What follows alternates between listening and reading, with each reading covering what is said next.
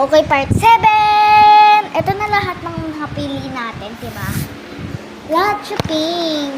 Part 8 na lang yung purple, sorry. Kung inuna ko yung pink dahil yung iba pa sobrang paborito yung pink. Kaya inuna ko kasi ako paborito talaga yung pink.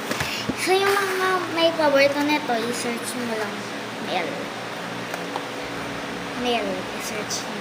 Pero di ako masyadong marunong. Kasi di siya masyadong tumatag. Mahirap niya, kaya di ko lalaro. Balik na natin sa lagayan. Papakit sa part 8 ko na lang kita. Kasi wala na talagang time ko na ito. So, wala tayo. Buray natin. Ng buray natin. Ito yung gumagal-magal. Okay.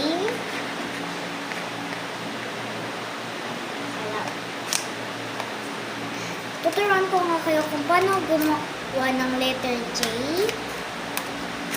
or A. A na lang para mas ito, ganito po. Kung plain, sige.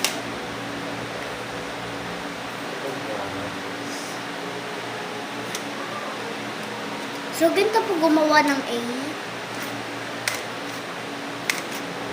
Next, balik na natin sa tamang lagay.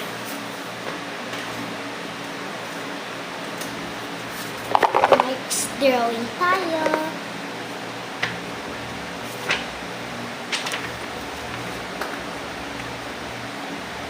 Let's go drawing.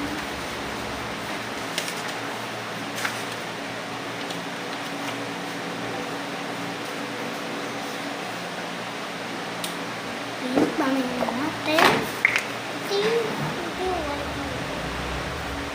So, ewan ko lang kung ano to.